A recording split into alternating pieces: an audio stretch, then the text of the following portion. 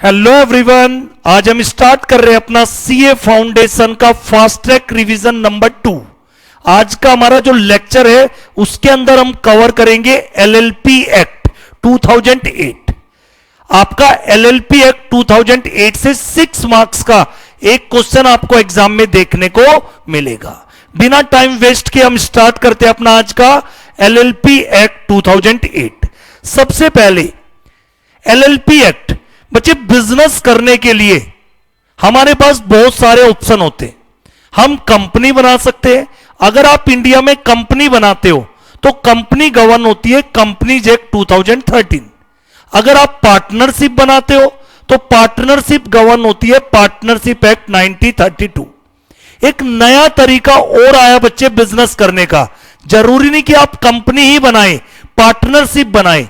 आपके पास आज के टाइम पे एक ऑप्शन है एलएलपी, लिमिटेड लायबिलिटी पार्टनरशिप। तो अगर आप भारत में एलएलपी बनाते हैं तो एलएलपी पे कौन सा एक्ट लगेगा बच्चे? LLP act 2008। तो आपने बिग फोर का नाम सुना होगा, केपीएमजी, डिलोइट, E&Y। ये सब क्या है बेटा? LLP, limited liability partnership. Actually LLP है क्या? एक हाइब्रिड है कंपनी एंड पार्टनरशिप का। कंपनी की कुछ अच्छी बातें ली, पार्टनरशिप की कुछ अच्छी बातें ली, और दोनों को कंसोलिडेट करके एक new legal business form create किया गया जिसका नाम है एलएलपी। तो एलएलपी एक्ट में बेटा 81 सेक्शन है और कितने शेड्यूल है? 4 शेड्यूल। और ये जो एलएलपी है बच्चे, इसका एडमिनिस्ट्रेशन कौन करती है? कौन सी अथॉरिटी एलएलपी का एडमिनिस्ट्रेशन करती है? MCA, ministry of corporate affair. चाहे कंपनीज एक्ट हो चाहे आपका एलएलपी एक्ट हो, दोनों एक्ट का एडमिनिस्ट्रेशन कौन सी अथॉरिटी करती है? Ministry of corporate affair. तो यहां पे मिनिस्ट्री ऑफ कॉर्पोरेट अफेयर क्या है बच्चे? Executive body. फिर उसके बाद हम बात करते हैं जो हमारे टोटल 4 शेड्यूल है बच्चे। तो इसकी अगर हम बात करें, इनमें से शेड्यूल 1, जो हमारा शेड्यूल 1 है बच्चे, उसके अंदर क्या है? शेड्यूल 1 के अंदर दे रखे बेटा mutual rights and duties of partner. Mutual rights and duties of partner. Schedule 1 में क्या दे रखे? एलएलपी के अंदर बच्चे कौन होते हैं? पार्टनरशिप और एलएलपी में कॉमन क्या है? दोनों के अंदर क्या होते हैं? पार्टनर।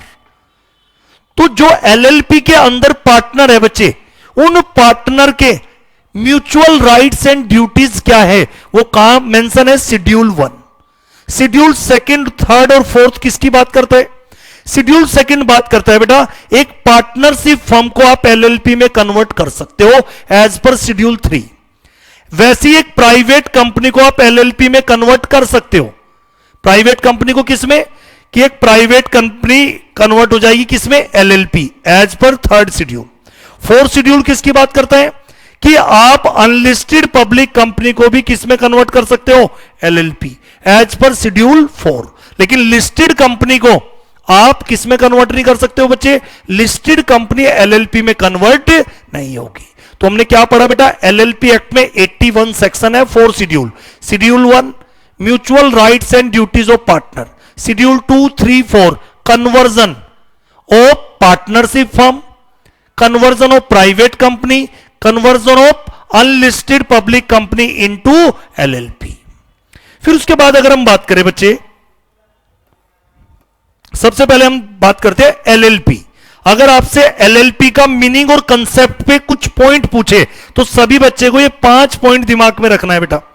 एलएलपी के बारे में जब भी एग्जाम में क्वेश्चन आए तो सबसे पहले बताना बच्चे, LLP is a new form of legal business.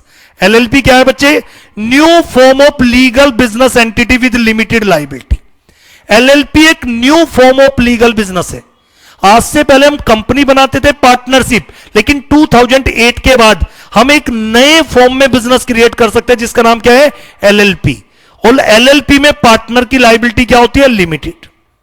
Second लिख के आना, ऑल्टरनेट कॉर्पोरेट बिजनेस व्हीकल। आज के टाइम पे सिर्फ कॉर्पोरेट के लिए कंपनीज एक्ट ही नहीं है। अगर आपको आज के टाइम पे कोई बिजनेस स्टार्ट करना है तो आपके पास एक नया ऑल्टरनेटिव ऑप्शन भी है, वो है एलएलपी एक्ट। जरूरी नहीं कि आप कंपनी बनाएं और कंपनीज एक्ट फॉलो होगा। आप क्या भी बना सकते हो, एलएलपी। और एलएलपी किसका हाइब्रिड है?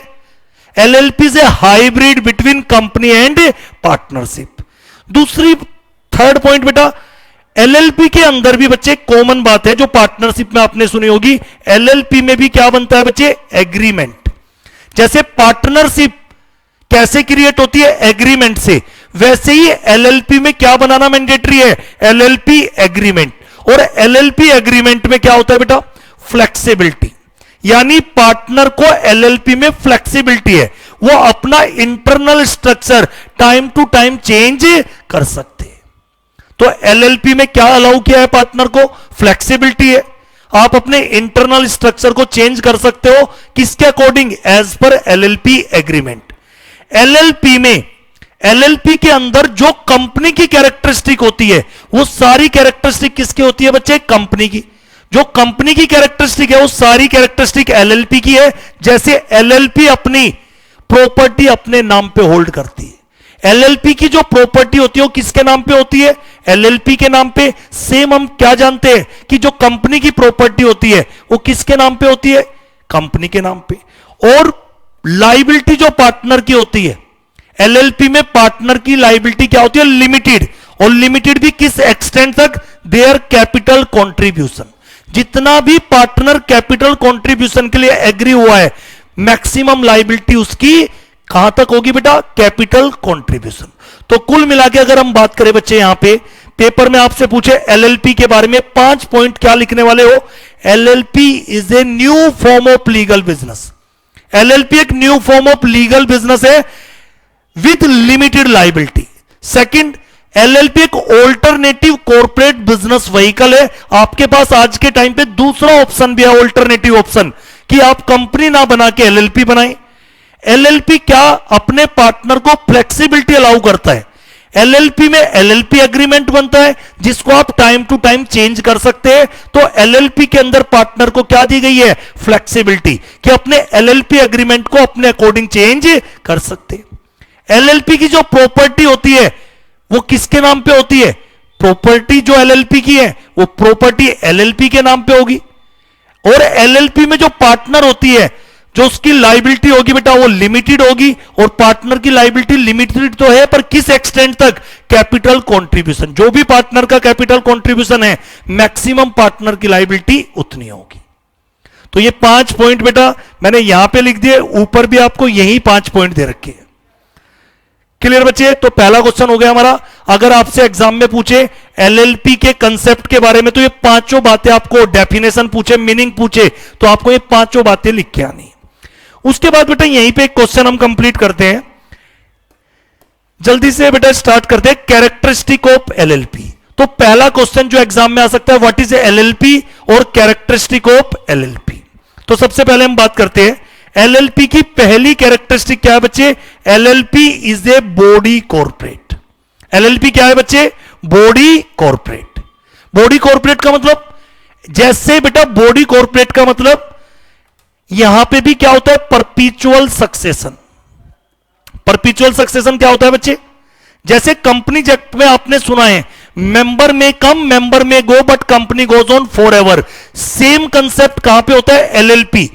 एलएलपी के जो पार्टनर है बेटा, एलएलपी के पार्टनर क्या हो सकते हैं, चेंज हो सकते हैं, पर उससे एलएलपी की एग्जिस्टेंस पे कोई फर्क नहीं पड़ता, क्योंकि एलएलपी में भी कौन सी कैरेक्टरिस्टिक होती है, परपीचुअल सक्सेशन।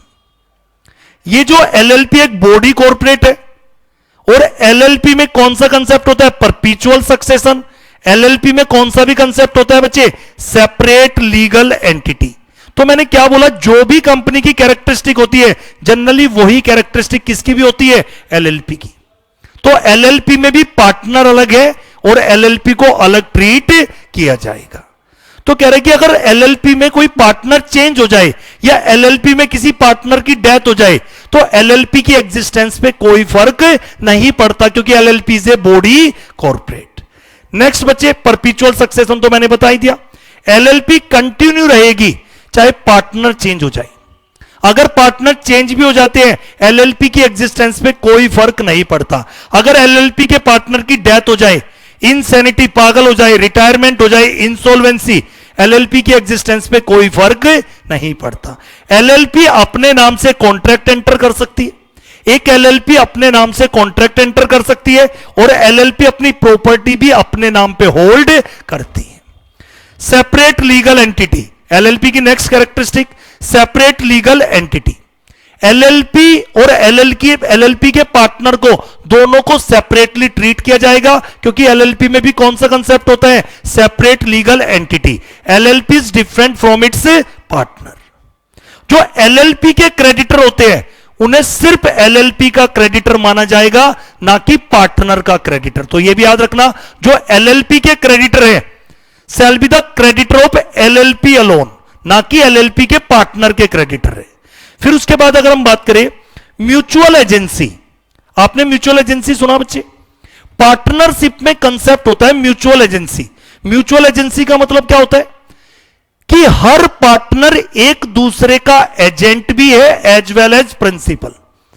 म्यूचुअल एजेंसी का मतलब यह कंसेप्ट म्यूचुअल एजेंसी का पार्टनरशिप में लगता है, और पार्टनरशिप में म्यूचुअल एजेंसी का कंसेप्ट का मतलब हर पार्टनर एक दूसरे का एजेंट भी है और प्रिंसिपल भी है।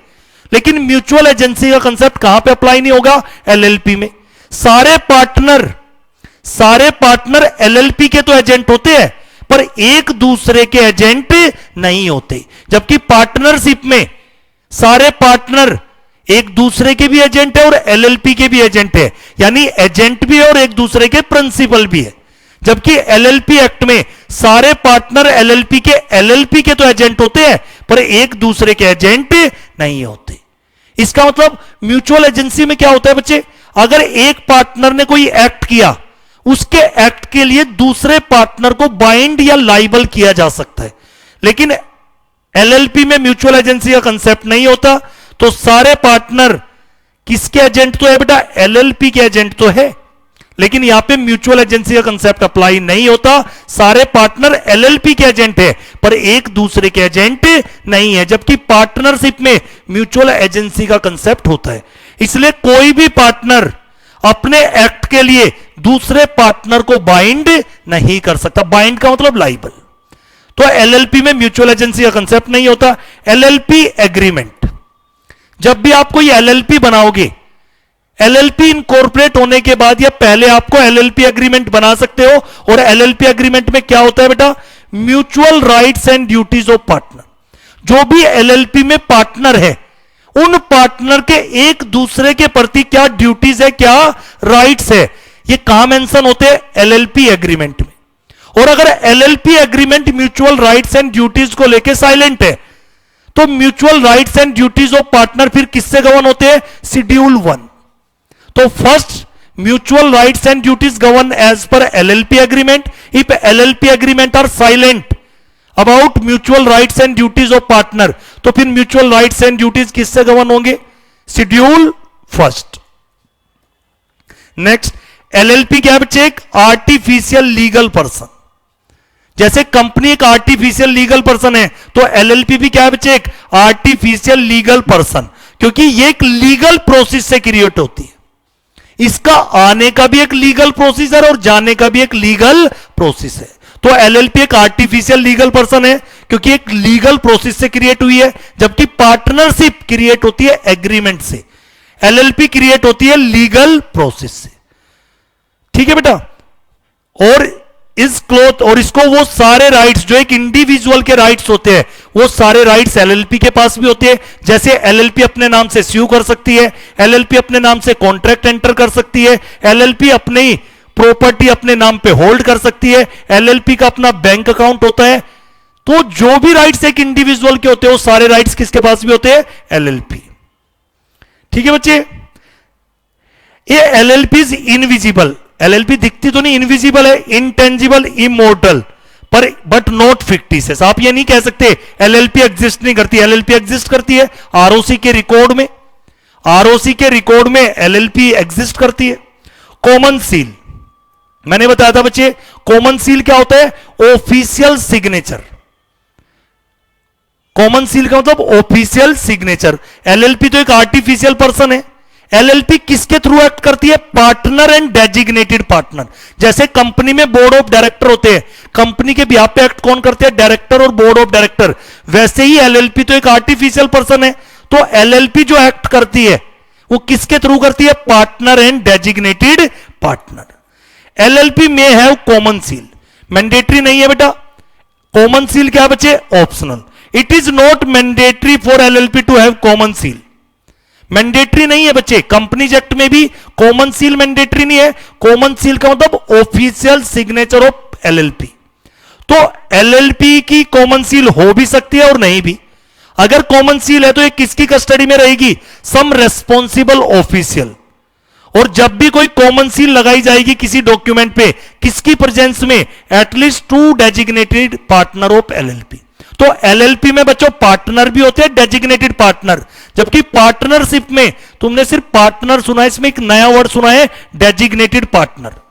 तो अगर वैसे तो कॉमन सील ऑप्शनल है, लेकिन अगर आपको पहली बात कॉमन सील की कस्टडी किसके पास होगी? सम रेस्पॉन्सिबल ऑफिशियल, जैसे सीएस, डेजिग्नेटेड पार्टनर।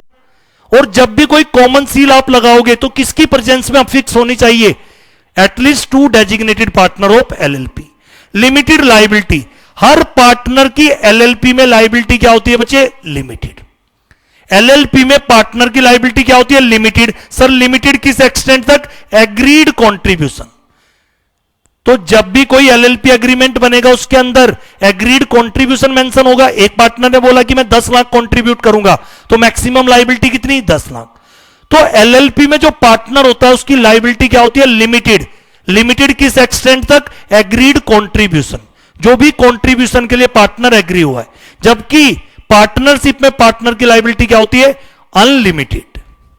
और ये कॉन्ट्रीब्यूशन, पार्टनर का कॉन्ट्रीब्यूशन टेंजिबल भी हो सकता है, इंटेंजिबल और बहुत। एलएलपी का जो बिजनेस होता है उसको मैनेज कौन करते हैं बेटा? पार्टनर एलएलपी आर एंटाइटल, जो भी एलएलपी के पार्टनर है, पार्टनर और डेजिग्नेटेड पार्टनर दोनों मिलके एलएलपी के बिजनेस को मैनेज करते। लेकिन अगर लीगल कंप्लायंसेस नहीं किया एलएलपी में, रेस्पॉन्सिबल कौन होगा? Only designated partner are responsible for legal compliance. तो कोई आपसे पूछे एलएलपी का जो बिजनेस है उसको मैनेज कौन करते हैं, तो आप बोलना पार्टनर एंड डेजिग्नेटेड पार्टनर दोनों मिलके एलएलपी के बिजनेस को मैनेज करते हैं। पर रेस्पॉन्सिबल सिर्फ कौन रहेगा? Designated partner. अगर आपने लॉ कंप्लायंस नहीं किया, लीगल कंप्लायंस नहीं किए, तो रेस्पॉन्सिबल कौन है बच्चे? Designated partner. Minimum and maximum number of partner, LLP में एटलीस्ट 2 पार्टनर होने चाहिए। एलएलपी में कम से कम 2 पार्टनर और एटलीस्ट 2 इंडिविजुअल। मैंने कहा 2 पार्टनर होने चाहिए, साथ में एटलीस्ट 2 इंडिविजुअल। इंडिविजुअल क्या होने चाहिए? Designated partner. और जिनमें से एक क्या होना चाहिए? Resident in India. तो एलएलपी में मिनिमम 2 पार्टनर, मैक्सिमम की कोई लिमिट नहीं है। जबकि पार्टनरशिप में मिनिमम 2 पार्टनर होते हैं, मैक्सिमम 50। और एलएलपी में मिनिमम 2 पार्टनर। उन 2 पार्टनर के साथ दूसरी बात क्या भी ध्यान रखनी है कि एटलीस्ट 2 पार्टनर क्या होने चाहिए? इंडिविजुअल। 2 इंडिविजुअल एलएलपी में क्या होने चाहिए? Designated partner. और जिनमें से एक क्या होना चाहिए? कम से कम रेजिडेंट इन इंडिया। मैक्सिमम की कोई लिमिट एलएलपी पे अप्लाई नहीं होती। फिर बेटा बिजनेस फॉर प्रॉफिट ओनली। बच्चे जब भी आप कोई एलएलपी बनाते हो कभी भी सोशल वेलफेयर के लिए नहीं बनाई जाती। चाहे पार्टनरशिप हो या एलएलपी, दोनों ही सोशल वेलफेयर के लिए नहीं बनाई जाती। जब भी आप पार्टनरशिप बनाते हो, एलएलपी बनाते हो, सिर्फ किस पर्पज के लिए बेटा? With a view to earn profit. तो पार्टनरशिप और एलएलपी दोनों ही बिजनेस पर्पज के लिए बनाई जाती है, सोशल वेलफेयर के लिए नहीं बनाई जाती। हां, सेक्शन 8 कंपनी, कंपनी आप समाज सेवा करने के लिए बना सकते हो, उस कंपनी को आप क्या बोलते हो? Section 8 company. तो एलएलपी कभी भी चैरिटेबल और नॉन इकोनॉमिक पर्पज के लिए फॉर्म नहीं की जाएगी। इन्वेस्टिगेशन, अगर कोई एलएलपी में फ्रॉड होता है तो सेंट्रल गवर्नमेंट को पावर है बच्चे, वो किसी भी एलएलपी के अफेयर्स, जो भी इसके अकाउंट्स वगैरह है बेटा, उसको क्या करा सकते हैं? इन्वेस्टिगेट करा सकते हैं किसी कंपिटेंट अथॉरिटी को अपॉइंट करके। भैया बहुत सारी एलएलपी बनी हुई है, अगर सेंट्रल गवर्नमेंट को लगता है किसी एलएलपी में कोई फ्रॉड हो रहा है तो सेंट्रल गवर्नमेंट को पावर है उस एलएलपी की किसी कंपिटेंट अथॉरिटी के द्वारा क्या करा सकती है, इन्वेस्टिगेशन। कॉम्प्रोमाइज अरेंजमेंट, हां बच्चे, अगर कोई एलएलपी में कोई कॉम्प्रोमाइज अरेंजमेंट हो रहा है, बट कॉम्प्रोमाइज हमेशा तब होता है जब डिस्प्यूट हो। आपने सुना नहीं, जब झगड़ा होता है चलो कॉम्प्रोमाइज करा देते, तो कॉम्प्रोमाइज वर्ड कब हुआ, जब डिस्प्यूट हो। तो कह रहा है कि अगर कोई कॉम्प्रोमाइज अरेंजमेंट है या मर्जर अमलगमेशन, आप एलएलपी का, दो एलएलपी का मर्जर अमलगमेशन चाहते हो तो कॉम्प्रोमाइज अरेंजमेंट भी हो सकता है, मर्जर अमलगमेशन भी हो सकता है एलएलपी का। उसके लिए आपको एलएलपी एक्ट के प्रोविजन को फॉलो करना पड़ेगा। दो एलएलपी का मर्जर अमलगमेशन पॉसिबल है as per LLP act. Detail में आपको नहीं बताया, बस इतना पता होना चाहिए। कॉम्प्रोमाइज अरेंजमेंट हो सकता है। कॉम्प्रोमाइज किसके साथ, एलएलपी अपने पार्टनर के साथ कॉम्प्रोमाइज कर सकती है, एलएलपी अपने क्रेडिटर के साथ कॉम्प्रोमाइज कर सकती है, तो उसके लिए उसे एलएलपी एक्ट के प्रोविजन को फॉलो करना पड़ेगा।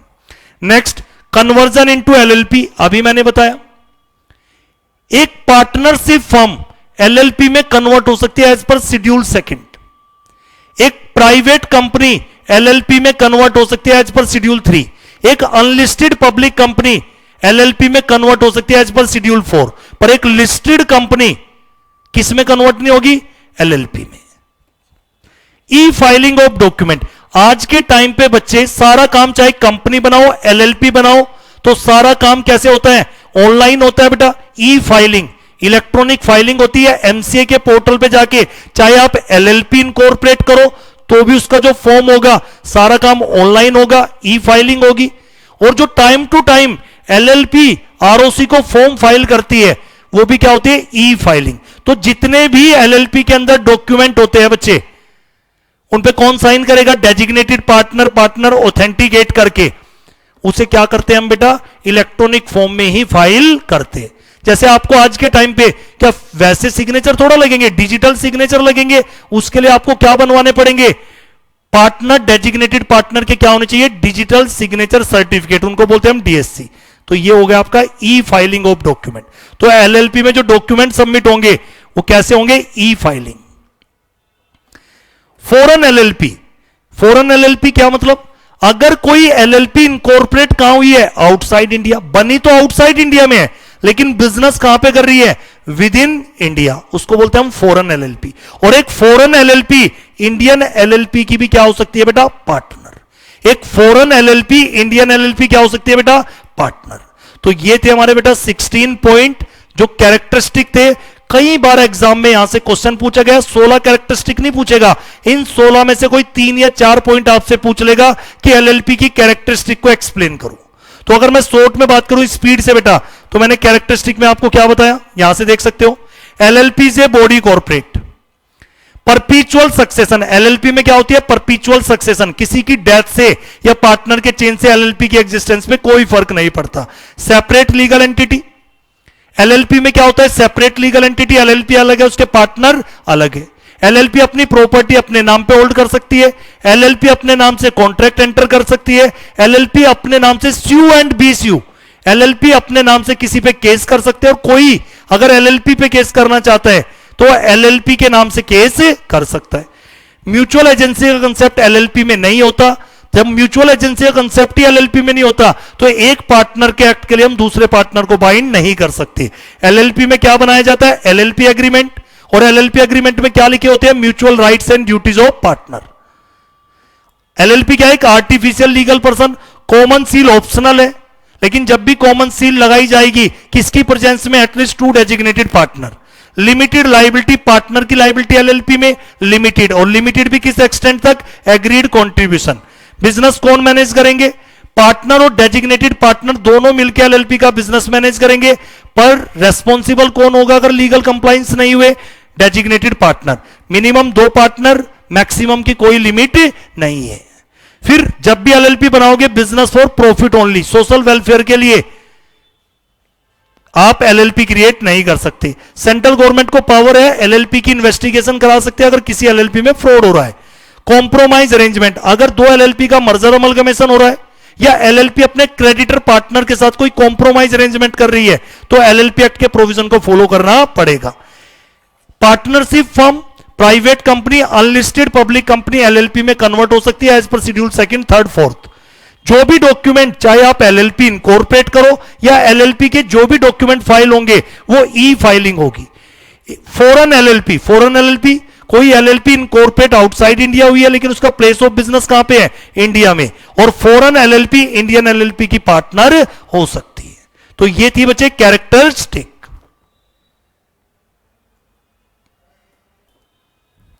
नेक्स्ट क्वेश्चन आता है बेटा, एडवांटेज ऑफ एलएलपी।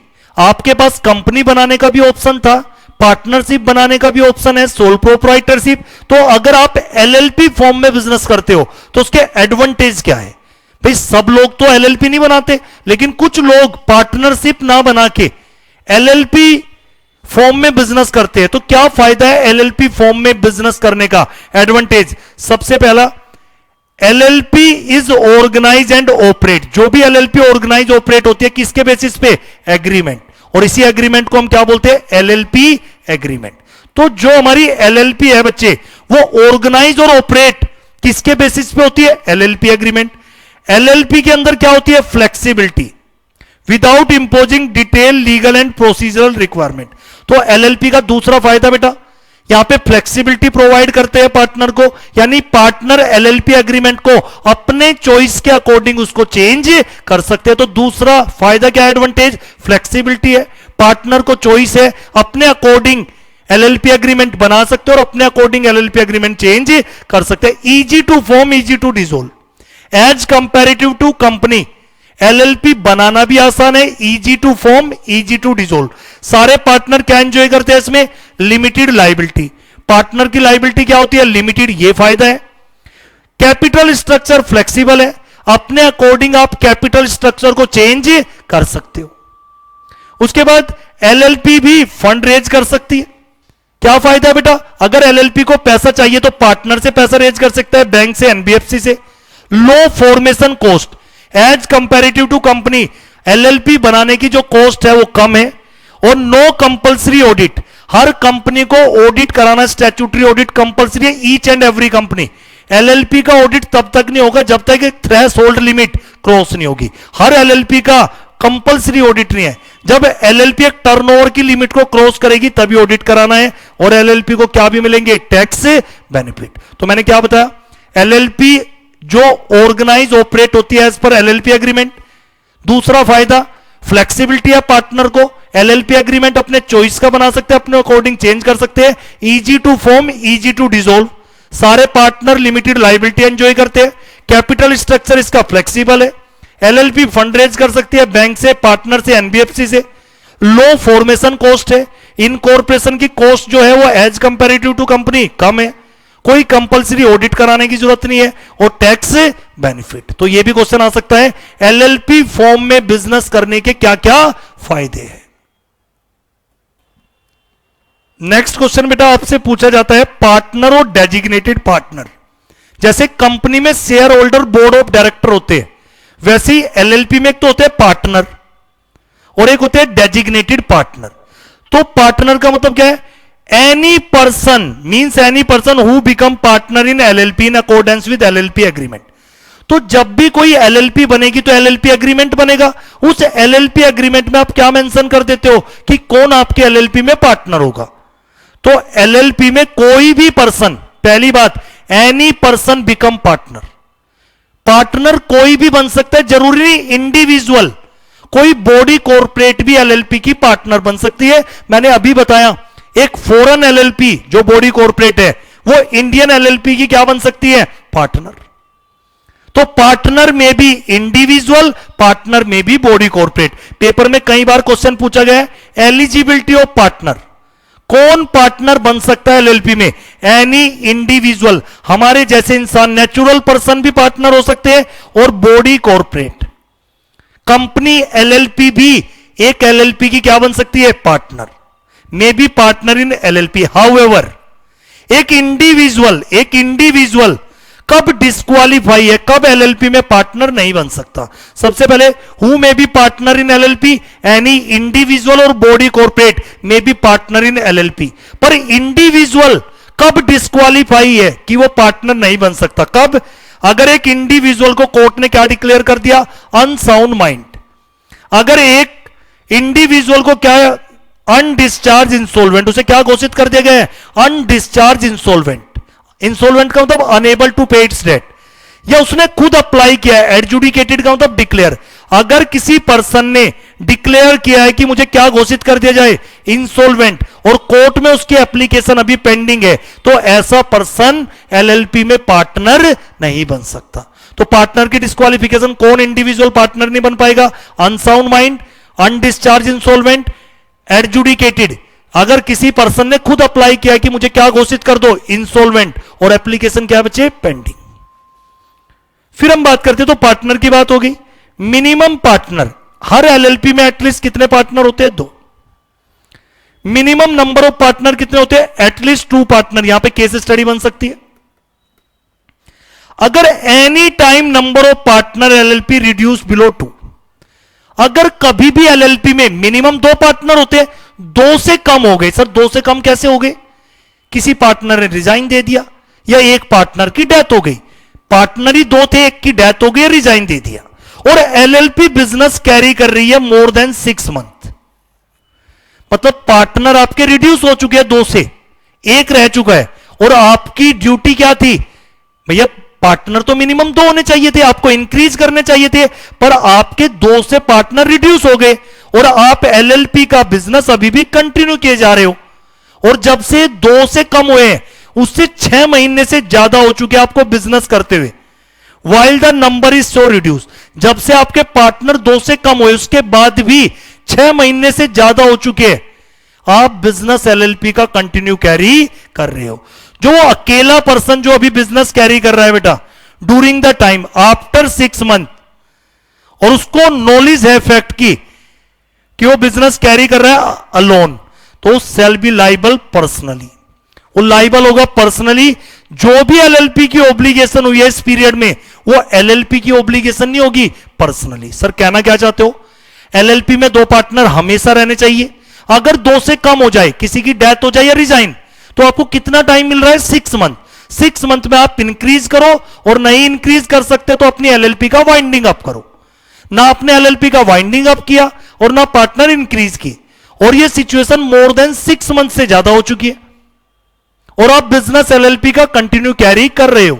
तो 6 महीने के बाद कौन, जो भी अगर आपने कोई डेट लिया है, या कोई भी जो एलएलपी की ऑब्लिगेशन होती है, वो अब एलएलपी की ऑब्लिगेशन नहीं है, जो वो अकेला पार्टनर है उसे पर्सनली लाइबल माना जाएगा। इन जनरली मैं बोलता हूं पार्टनर की लाइबिलिटी क्या होती है? लिमिटेड, लेकिन सेक्शन 6 उसकी एक्सेप्शन है। अगर कोई एलएलपी के पार्टनर 2 से कम हो जाते हैं, और ये सिचुएशन कंटिन्यू चल रही है मोर देन 6 मंथ, 6 महीने तक तो आपको अलाउड है, 6 महीने से ज्यादा हो चुके हैं बेटा, और आप कंटिन्यू बिजनेस कर रहे हो, 6 महीने के बाद एलएलपी ने कोई 20 लाख का लोन लिया, तो उसके लिए एलएलपी लाइबल नहीं होगी। एलएलपी का जो अकेला पार्टनर है उसे पर्सनली लाइबल किया जाएगा। फिर आते हैं बेटा पार्टनर, डेजिग्नेटेड पार्टनर। मैंने बोला पार्टनरशिप में सिर्फ पार्टनर होते हैं, एलएलपी में पार्टनर भी होते हैं और डेजिग्नेटेड पार्टनर भी। डेजिग्नेटेड पार्टनर कौन होता है बेटा? हर एलएलपी में एटलीस्ट 2 डेजिग्नेटेड पार्टनर, हर एलएलपी में 2 डेजिग्नेटेड पार्टनर होने चाहिए, हु आर इंडिविजुअल। बेटा पार्टनर इंडिविजुअल भी हो सकते हैं, कंपनी भी, एलएलपी भी। पार्टनर में भी इंडिविजुअल, पार्टनर में भी बॉडी कॉर्पोरेट, लेकिन जो डेजिग्नेटेड पार्टनर होते हैं वो कम से कम एलएलपी में 2 डेजिग्नेटेड पार्टनर होने चाहिए, और वो क्या होने चाहिए? इंडिविजुअल, और उनमें से एक क्या होना चाहिए? Resident in India. तो बेटा पार्टनर में भी इंडिविजुअल, पार्टनर में भी बॉडी कॉर्पोरेट। पार्टनर इंडिविजुअल भी चलेगा, बॉडी कॉर्पोरेट, लेकिन डेजिग्नेटेड पार्टनर क्या होने चाहिए? हमेशा इंडिविजुअल। और कम से कम कितने एलएलपी में पार्टनर होने चाहिए? एटलीस्ट 2 डेजिग्नेटेड पार्टनर, और उनमें से भी एक क्या होना चाहिए? Resident in India. अगर एलएलपी में सारे ही पार्टनर बॉडी कॉर्पोरेट है, सर ये कैसे पॉसिबल है? बिल्कुल हो सकता है। मैंने कहा पार्टनर में भी इंडिविजुअल, पार्टनर में भी बॉडी कॉर्पोरेट। सपोज कीजिए कोई एलएलपी है जिसके सारे पार्टनर बॉडी कॉर्पोरेट है, तो उस सिचुएशन में भी, या एक पार्टनर तो क्या है बेटा? इंडिविजुअल, बाकी सब पार्टनर क्या है? Body corporate. तब भी 2 individual are partner of such LLP और nominee of such body corporate shall act as a designated partner. मैं क्या कह रहा हूं? सपोज कीजिए आपके एलएलपी में सारे ही पार्टनर डेजिग्नेटेड, सारे ही पार्टनर बॉडी कॉर्पोरेट है। आपके एलएलपी में सारे पार्टनर कौन है? Body corporate. आपके एलएलपी में सारे पार्टनर कौन है? Body corporate. तो भी उन बॉडी कॉर्पोरेट के बिहाफ पे दो नॉमिनी अपॉइंट किए जाएंगे, और वो नॉमिनी कौन होंगे? इंडिविजुअल पर्सन, और वो एक्ट करेंगे एज ए डेजिग्नेटेड पार्टनर। मैं क्या कह रहा हूं? पार्टनर तो इंडिविजुअल भी हो सकते हैं, बॉडी कॉर्पोरेट। तो अगर तुमने सारे पार्टनर बॉडी कॉर्पोरेट भी रख लिए, तो भी उन बॉडी कॉर्पोरेट के बिहाफ पे दो नॉमिनी आपको अपॉइंट करने पड़ेंगे, और नॉमिनी कौन होंगे? हमारे जैसे इंडिविजुअल नेचुरल पर्सन, और वो एक्ट करेंगे as a designated partner. Sir ऐसा क्यों किया जा रहा है? बच्चे मैंने बताया था कि अगर कोई भी लॉ कंप्लायंस नहीं होता तो उसमें रेस्पॉन्सिबल किसको ठहराया जाएगा? डेजिग्नेटेड पार्टनर को। और डेजिग्नेटेड पार्टनर इसीलिए कौन होने चाहिए? Individual natural person. सर ये रेजिडेंट का मतलब क्या है? अभी आपने बोला कि कम से कम एक डेजिग्नेटेड पार्टनर क्या होना चाहिए? Resident in India. Resident in India का मतलब ऐसा पर्सन जो इंडिया में कम से कम कितने दिन के लिए स्टे करे during the financial year? Not less than 120 days during the financial year. तो एक डेजिग्नेटेड पार्टनर क्या होना चाहिए? Resident in India. और रेजिडेंट इन इंडिया का मतलब ऐसा पर्सन जो इंडिया में कम से कम कितने दिन स्टे करे? 120 days during the financial year. तो हमने बच्चे यहां पे who is partner, who is designated partner, qualification, तो पेपर में 3-4 क्वेश्चन उनके फेवरेट रहते हैं। पहला क्वेश्चन व्हाट इज एलएलपी, जो मैंने शुरुआत में 5 पॉइंट बताए। कैरेक्टरिस्टिक ऑफ एलएलपी पे क्वेश्चन पूछता है। एडवांटेज क्या है एलएलपी के? पार्टनर, डेजिग्नेटेड पार्टनर के बारे में केस स्टडी या क्वेश्चन पूछता है। या सेक्शन 6 कि अगर नंबर ऑफ पार्टनर रिड्यूस हो जाए और business more than 6 month continue हो, तो उस सिचुएशन में एलएलपी लाइबल या partner personally liable? Partner personally liable. Clear बच्चे?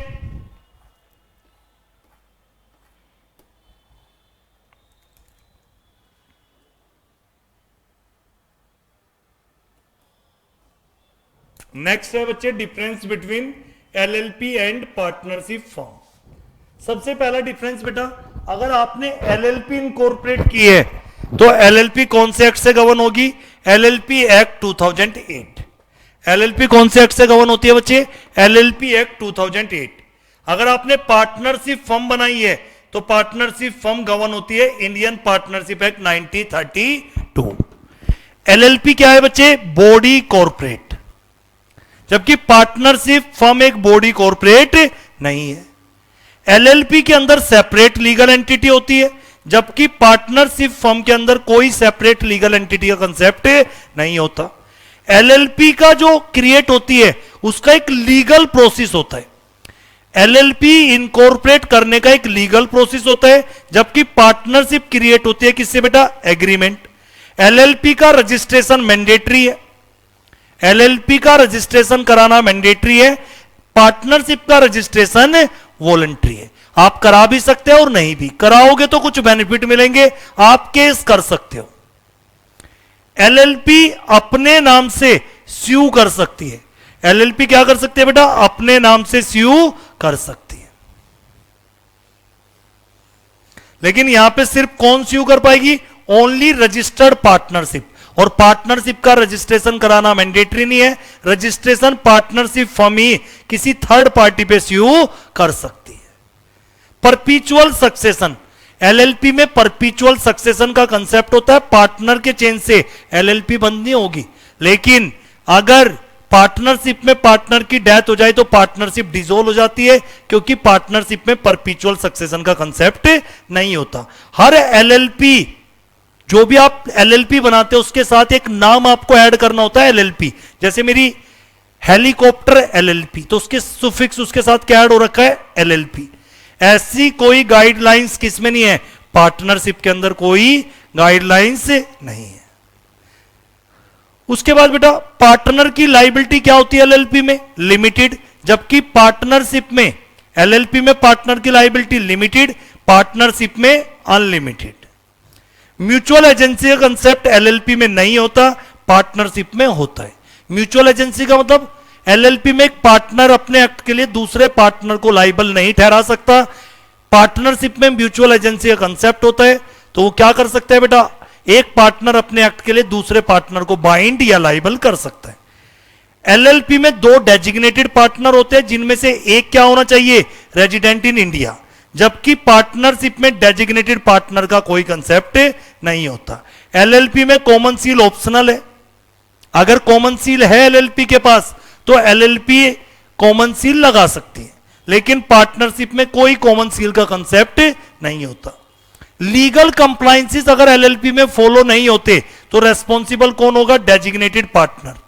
पार्टनरशिप में लीगल कंप्लायंस नहीं होते तो सारे पार्टनर रेस्पॉन्सिबल है। हर एलएलपी को हर साल कुछ डॉक्यूमेंट आरओसी को फाइल करने होते हैं, जैसे annual statement of account, statement of solvency, annual return. तो हर एलएलपी को हर साल आरओसी को कुछ डॉक्यूमेंट सबमिट करने होते हैं, जैसे annual statement of account, statement of solvency, annual return. Partnership firm को रजिस्ट्रार के पास, रजिस्ट्रार ऑफ फर्म को ऐसे कोई डॉक्यूमेंट हर साल सबमिट करने की जरूरत नहीं है। फॉरेन नेशनल, फिरंगी बेटा एलएलपी में पार्टनर बन सकता है, लेकिन foreign national can not become partner in partnership firm. Minor LLP में क्या नहीं हो सकता बेटा? माइनर एलएलपी में बेनिफिशियरी भी एडमिट नहीं हो सकता, लेकिन एक पार्टनरशिप फर्म में माइनर पार्टनरशिप क्रिएट तो नहीं कर सकता, पर माइनर क्या हो सकता है? किसी पार्टनरशिप फर्म में beneficiary with the consent of all partner. ये था बेटा आपका एलएलपी और पार्टनरशिप का डिफरेंस। नेक्स्ट, एलएलपी और कंपनीज एक्ट। पेपर में जानबूझ के तुम्हें कंफ्यूज करेगा एलएलपी और लिमिटेड लायबिलिटी कंपनी। तो ये लिमिटेड लायबिलिटी कुछ नहीं है, एलएलसी लिख देगा, तुम पेपर में कंफ्यूज हो जाओगे, कंपनी की बात हो रही है। तो जल्दी से बताओ, एलएलपी बनाओगे तो एलएलपी एक्ट लगेगा, कंपनी बनाई तो कंपनीज एक्ट 2013। एलएलपी में कौन होते हैं? पार्टनर, और कंपनी में कौन होते हैं? शेयर होल्डर और मेंबर। एलएलपी किससे गवर्न होती है? एलएलपी एग्रीमेंट से। और कंपनी किससे गवर्न होती है? कंपनी के internal structure MOA and AOA. LLP अपने नाम के साथ एलएलपी वर्ड सफिक्स करती है, जोड़ती है, तो एलएलपी है पूरा लिमिटेड लायबिलिटी पार्टनरशिप। अगर प्राइवेट कंपनी है तो प्राइवेट लिमिटेड लिखा जाएगा, पब्लिक कंपनी है लिमिटेड, ओपीसी है तो ब्रैकेट में ओपीसी लिखना पड़ेगा। Minimum 2 partner, maximum 50। Minimum 2 designated partner, जिनमें से एक क्या होना चाहिए? रेजिडेंट इन इंडिया, और 2 इंडिविजुअल क्या होने चाहिए? Designated partner. प्राइवेट कंपनी में मिनिमम 2 मेंबर, मैक्सिमम 200। पब्लिक में मिनिमम 7, मैक्सिमम अनलिमिटेड। ओपीसी में मिनिमम 1, मैक्सिमम 1। पार्टनर की लायबिलिटी क्या होती है? लिमिटेड। कंपनी में भी मेंबर की लायबिलिटी लिमिटेड, पार्टनर, लेकिन वहां पे कितनी? एग्रीड कॉन्ट्रीब्यूशन, जितना अपने एलएलपी एग्रीमेंट में एग्री किया है पार्टनर ने। लेकिन अगर पार्टनर ने कोई फ्रॉड किया है तो उस केस में उसकी अनलिमिटेड लायबिलिटी हो सकती है। मेंबर की लायबिलिटी कंपनी में क्या होती है? Limited to the extent of unpaid amount on the share held by them. तो कंपनी में जितने आपने शेयर होल्ड कर रखे हैं उस पर जितना अनपेड अमाउंट है, कंपनी मैक्सिमम आपसे उतना मंगा सकती है। एलएलपी का बिजनेस कौन मैनेज करते हैं? Partner and designated partner. Company का बिजनेस कौन मैनेज करते हैं? Director, board of director. और minimum number of director, minimum 2 designated partner होते हैं एलएलपी में, और प्राइवेट कंपनी में मिनिमम 2 डायरेक्टर, पब्लिक कंपनी में मिनिमम 3 डायरेक्टर, और मैक्सिमम कितने हो सकते हैं बेटा? 15। तो ये भी हो गया बेटा आपका डिफरेंस। तो ये दोनों डिफरेंस क्लियर। पहला डिफरेंस कंपनी एलएलपी और partnership, second difference LLP and company. कई बार एग्जाम में ये भी क्वेश्चन पूछा गया है। नेक्स्ट बच्चे, इनकॉर्पोरेशन ऑफ एलएलपी। अगर आप कोई एलएलपी इनकॉर्पोरेट करना चाहते हो तो कौन कौन से स्टेप का आपको ध्यान रखना है? किसी भी एलएलपी को बनाने के लिए बेटा कुछ प्री रिक्विजिट है, कुछ क्या क्या जरूरतें हैं। सबसे पहली बात, अगर आपको कोई एलएलपी इनकॉर्पोरेट करनी है, मिनिमम 2 पार्टनर चाहिए। 2 पार्टनर के साथ 2 डेजिग्नेटेड पार्टनर भी चाहिए, और वो दोनों डेजिग्नेटेड पार्टनर क्या होने चाहिए? इंडिविजुअल, और उनमें से एक क्या होना चाहिए? Indian resident. सारे डेजिग्नेटेड पार्टनर के पास डीपिन या डिन होना चाहिए। जैसे कंपनी में डायरेक्टर बनने के लिए आपको डिन चाहिए, डायरेक्टर आइडेंटिफिकेशन नंबर, वैसे ही डेजिग्नेटेड पार्टनर बनने के लिए आपको क्या चाहिए? डीपिन, डेजिग्नेटेड पार्टनर आइडेंटिफिकेशन नंबर। सारे डेजिग्नेटेड पार्टनर का डीपिन होना चाहिए। और ये किस फॉर्म में आप अप्लाई कर सकते हो? DIR 3। बेटा अगर आपके एलएलपी में 2 डेजिग्नेटेड पार्टनर है तो उनको क्या मैंडेटरी है, क्या होना चाहिए उनके पास? डीपिन, डेजिग्नेटेड पार्टनर आइडेंटिफिकेशन नंबर। ये कैसे मिलेगा? कौन से फॉर्म में अप्लाई करना पड़ेगा? Form DIR 3। और बेटा जो एलएलपी बनती है उसका अपना एक फॉर्म होता है, फिलिप। कौन सा फॉर्म होता है? जैसे बेटा कंपनी बनाने का एक फॉर्म होता है स्पाइस प्लस INC 32, ऐसे ही याद रखो अगर आपको LLP बनानी है, सारा काम ऑनलाइन होता है, तो बेटा LLP इनकॉर्पोरेट होती है कौन से फॉर्म में? फिलिप। इसी फॉर्म में फैसिलिटी है कि आप दो डेजिग्नेटेड पार्टनर के डीपिन ले सकते हो, डिन बोल दीजिए। बेटा डिन और डीपिन सेम ही चीज होती है। अगर आपके पास किसी कंपनी में डायरेक्टर और डिन है तो फिर अलग से आपको डीपिन लेने की जरूरत नहीं है। तो बेटा ये डिन और डीपिन लेने के दो तरीके, या तो मैंने बताया फिलिप फॉर्म में LLP इनकॉर्पोरेट होती है, इसी फॉर्म में मैक्सिमम कितने डिन आप अप्लाई कर सकते हो? दो डिन मिल जाएंगे या दो डीपिन बोल दो। अगर आपको 3 डेजिग्नेटेड पार्टनर रखने हैं तो दूसरा ऑप्शन क्या है? एप्लीकेशन सेंट्रल गवर्नमेंट को लगाओ, कौन से फॉर्म में? DIR 3। डिजिटल सिग्नेचर, एक डेजिग्नेटेड पार्टनर का क्या होना चाहिए बेटा? Digital signature. जैसे आप साइन करते हो तो अब क्या बनते हैं? पेन ड्राइव की तरह बेटा डिजिटल सिग्नेचर, DSC। और जो भी आप बिजनेस करोगे, पहली बात LLP सोशल वेलफेयर के लिए नहीं बनती, लॉफुल बिजनेस के लिए बनाई जाती है, प्रॉफिट अर्न करने के लिए। तो पहले स्टेप। सेकंड काम क्या करना है बेटा? अगर आपको कोई LLP बनानी है तो पहले अपना नाम रिजर्व करो। आप क्या नाम चाहते हो? जो भी आप अपनी LLP का नाम रखना चाहते हो वो किसी दूसरी LLP का नाम नहीं होना चाहिए। जो भी नाम आप अपनी LLP का रखना चाहते हो वो नाम ना तो आइडेंटिकल होना चाहिए, सेम, ना मिलता जुलता होना चाहिए किसी LLP से, किसी कंपनी से। तो बेटा दूसरा नेम रिजर्वेशन।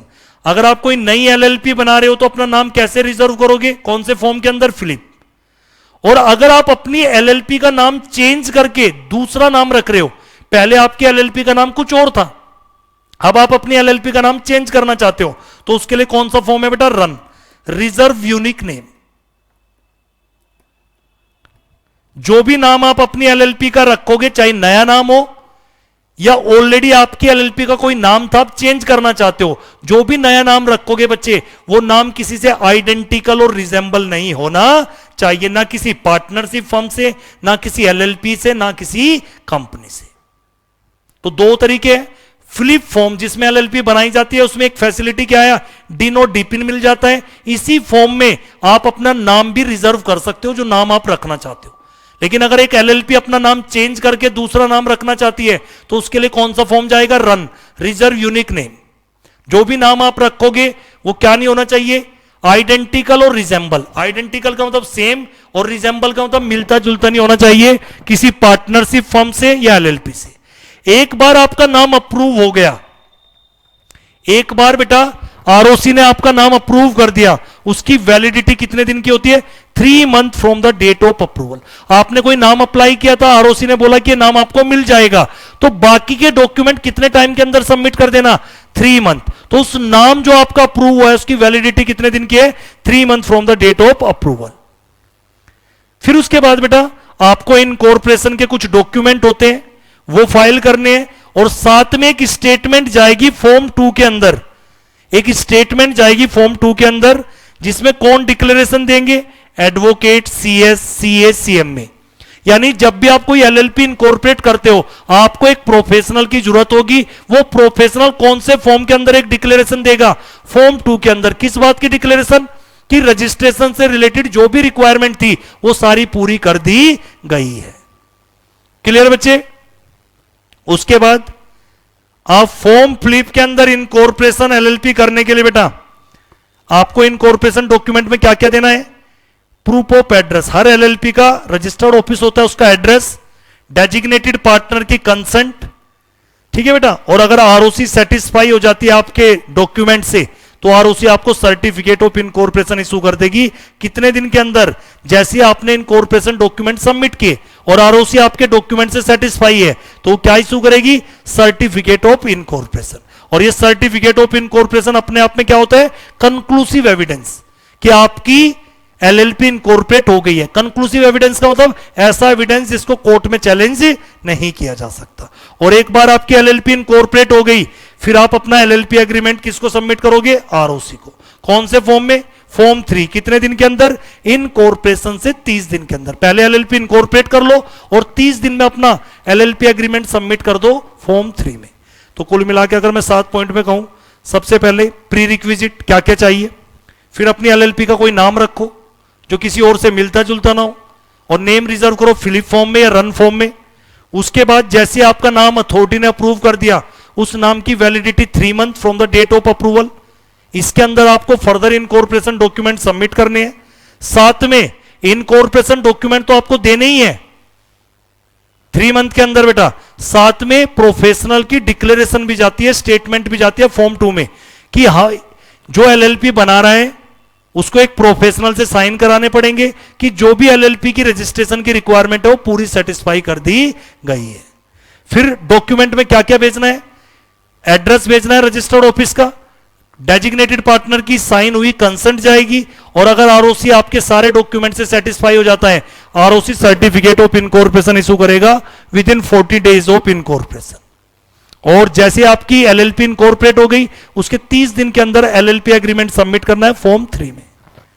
नेक्स्ट है बेटा रजिस्टर्ड ऑफिस। हर एलएलपी का एक रजिस्टर्ड ऑफिस होना चाहिए। सर एलएलपी का रजिस्टर्ड ऑफिस क्यों होना चाहिए? क्योंकि जो एलएलपी के बुक्स ऑफ अकाउंट रिकॉर्ड होते हैं वो कहां पे मेंटेन होते हैं? Registered office. इसलिए हर एलएलपी का रजिस्टर्ड ऑफिस होना चाहिए कम्युनिकेशन पर्पस से। अगर अथॉरिटी कम्युनिकेट करना चाहे, नोटिस सर्व करना चाहे, तो उस एड्रेस पे नोटिस सर्व कर सकती है। हर एलएलपी का रजिस्टर्ड ऑफिस होना चाहिए 3 रीजन से। एक तो books of account record maintain करने के लिए एलएलपी अपने सारे रिकॉर्ड कहां मेंटेन करती है? Registered office. अगर कोई अथॉरिटी नोटिस या कम्युनिकेट करना चाहे तो एलएलपी पे कहां पे कम्युनिकेट करेगी? उसके रजिस्टर्ड ऑफिस के एड्रेस पे। ठीक है बच्चे। ए डॉक्यूमेंट में बी सर्व ऑन एलएलपी और पार्टनर और डेजिग्नेटेड पार्टनर। तो बेटा अगर कोई डॉक्यूमेंट सर्व करना है किसी एलएलपी को, पार्टनर को, डेजिग्नेटेड पार्टनर को, तो कैसे भेज सकते हो? By post, under A certificate of posting और रजिस्टर्ड पोस्ट। ठीक है बच्चे। तो अगर कोई भी डॉक्यूमेंट सर्व करना चाहते हो एलएलपी, पार्टनर, डेजिग्नेटेड पार्टनर, तो कैसे सेंड कर सकते हो? बाई पोस्ट, रजिस्टर्ड पोस्ट या रजिस्टर्ड पोस्ट। एलएलपी क्या कर सकती है बेटा? अपना रजिस्टर्ड ऑफिस चेंज भी कर सकती है। यानी आपका रजिस्टर्ड ऑफिस, एक बार आपने कोई रजिस्टर्ड ऑफिस बना लिया तो ऐसा नहीं कि वो परमानेंट रहेगा। एलएलपी अपने रजिस्टर्ड ऑफिस को शिफ्ट भी कर सकती है, विद इन स्टेट भी कर सकती है, और वन स्टेट टू अनदर भी शिफ्ट कर सकती है। और अगर आपने रजिस्टर्ड ऑफिस के इन प्रोविजन का कॉन्ट्रावेंशन किया, एलएलपी और उसके पार्टनर पे पेनल्टी है 500 रुपए पर डे की। कब तक चलता रहेगा ये बेटा? जब तक डिफॉल्ट कंटिन्यू, और मैक्सिमम 50,000 रुपए एलएलपी पे एंड इट्स पार्टनर। तो अगर आपने बेटा रजिस्टर्ड ऑफिस शिफ्ट करते समय कोई गड़बड़ी की तो उसमें पेनल्टी कितनी हो सकती है? एलएलपी और पार्टनर पे 500 रुपए पर डे, मैक्सिमम कितनी? 50,000 for LLP and it's partner. एक बार एलएलपी रजिस्टर्ड हो गई तो उसका इफेक्ट क्या होता है? सेक्शन 14। एक बार आपकी एलएलपी रजिस्टर्ड हो गई तो उसका इफेक्ट क्या होगा बच्चे? जो भी मैंने कैरेक्टरिस्टिक बताई वो सब इफेक्ट में आ जाएगी। जैसे ही आपकी एलएलपी रजिस्टर्ड हो गई आरओसी में, तो इसका इफेक्ट क्या होगा? एलएलपी अपने नाम से स्यू कर सकती है, एलएलपी पे कोई केस कर सकता है, एलएलपी अपनी प्रॉपर्टी को अपने नाम पे होल्ड कर सकती है, चाहे वो प्रॉपर्टी मूवेबल हो, इमूवेबल, टेंजिबल, इंटेंजिबल। एलएलपी की क्या जाती है बेटा? Common seal. और एलएलपी क्या कर सकती है बेटा? कोई भी एक्ट कर सकती है। परपीचुअल सक्सेशन का कंसेप्ट आ जाता है और सेपरेट लीगल एंटिटी का स्टेटस मिल जाता है। तो पेपर में क्वेश्चन भी कई बार पूछा गया बेटा, एक बार एलएलपी रजिस्टर्ड हो गई तो उसका क्या इफेक्ट होगा? तो सेक्शन 14 में बताना, सारी कैरेक्टरिस्टिक इफेक्ट में आ जाती है। जैसे एलएलपी अपने नाम से केस कर सकती है, एलएलपी अपनी प्रॉपर्टी अपने नाम पे होल्ड कर सकती है, एलएलपी अपने बैंक अकाउंट का यूज कर सकती है, एलएलपी क्या कर सकती है? सेपरेट लीगल एंटिटी का स्टेटस मिल जाएगा एलएलपी को, एलएलपी और पार्टनर को सेपरेटली ट्रीट किया जाएगा। और फिर मैंने क्या बताया? एलएलपी में जो परपीचुअल सक्सेशन का कंसेप्ट है वो एग्जिस्टेंस में आ जाएगा। और एलएलपी कोई भी एक्ट कर सकती है। ठीक है बेटा। जैसे एक इंडिविजुअल एक्ट करता है वैसे एलएलपी भी सारे एक्ट कर सकते हैं। कब? जैसे ही एलएलपी का रजिस्ट्रेशन हो जाए और एलएलपी को सर्टिफिकेट ऑफ इनकॉर्पोरेशन मिल जाए। नेक्स्ट बच्चे नेम।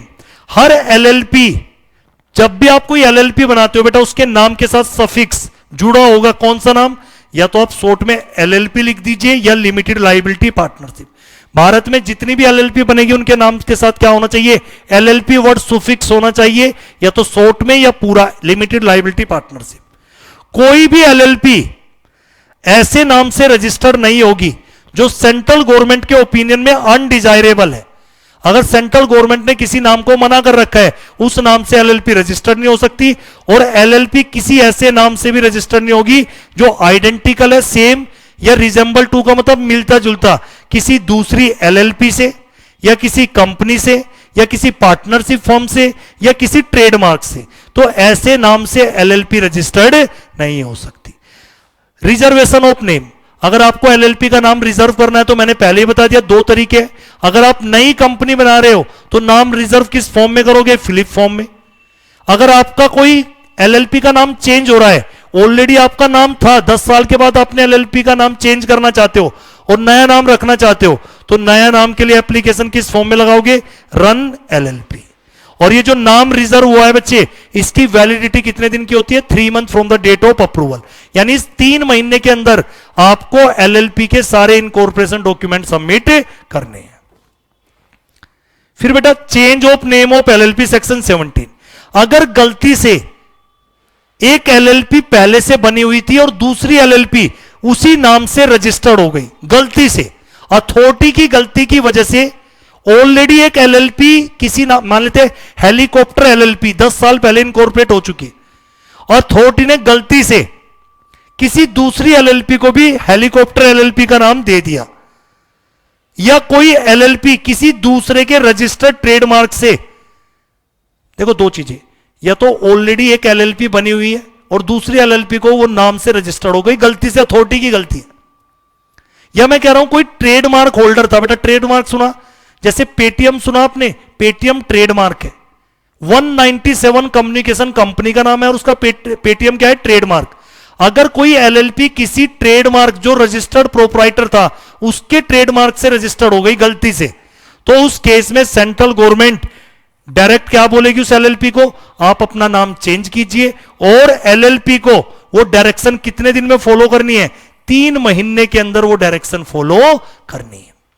तो अगर एक एलएलपी दूसरी एलएलपी के नाम से रजिस्टर्ड हो जाती है, तो या तो सेंट्रल गवर्नमेंट को खुद से पता चल गया या किसी ने एप्लीकेशन लगाई है सेंट्रल गवर्नमेंट ने, तो सेंट्रल गवर्नमेंट एलएलपी को बोलेगी कि आप ये नाम चेंज कीजिए, हमारी गलती की वजह से आपको किसी और का नाम जो ऑलरेडी रजिस्टर्ड थी वो मिल गया। तो जिस दिन भी सेंट्रल गवर्नमेंट डायरेक्शन देगी 3 महीने में एलएलपी को नाम चेंज करना पड़ेगा। लेकिन अगर एक एलएलपी किसी ट्रेडमार्क से रजिस्टर्ड हो गई, मान लेते हैं मिस्टर एक्स का कोई रजिस्टर्ड ट्रेडमार्क था जो उसने ट्रेडमार्क को रजिस्टर्ड करा रखा था, एक एलएलपी उस नाम से रजिस्टर्ड हो गई, तो जो रजिस्टर्ड प्रोप्राइटर है उस ट्रेडमार्क का कितने साल के अंदर एप्लीकेशन लगा सकता है बेटा? 3 साल के अंदर। 3 साल के अंदर एक रजिस्टर्ड ट्रेडमार्क प्रोप्राइटर एप्लीकेशन लगा सकता है बेटा सेंट्रल गवर्नमेंट को, किस बात के लिए? कि सर मेरे नाम से जो मेरा ट्रेडमार्क है उससे आपने एक एलएलपी को रजिस्टर्ड कर दिया, जिस दिन से रजिस्टर्ड हो उसके 3 साल का टाइम है बेटा, ट्रेडमार्क होल्डर एप्लीकेशन लगा सकता है और सेंट्रल गवर्नमेंट उसकी एप्लीकेशन पे एलएलपी को नाम चेंज करने की डायरेक्शन देगी और एलएलपी को 3 महीने के अंदर जो सेंट्रल गवर्नमेंट ने डायरेक्शन दिया वो कंप्लाई करनी पड़ेगी। ये था बेटा ये, और बाकी तो सब डिफॉल्ट है। ये हमारा था बेटा यहां का पूरा कंप्लीट चैप्टर, ये हमारा था रिवीजन सेकंड। बच्चे आपको क्लास पसंद आई है बेटा तो इसी चैनल को, मेरे चैनल को सब्सक्राइब करना है, लाइक करना है और इस वीडियो को जितना हो सके फॉरवर्ड करना है, क्योंकि बेटा जिन भी बच्चे के एग्जाम है उनका कुछ बेनिफिट हो सकता है। थैंक यू, मिलते हैं बेटा नेक्स्ट फास्ट ट्रैक रिवीजन में। गुड नाइट बच्चों, बाय बाय।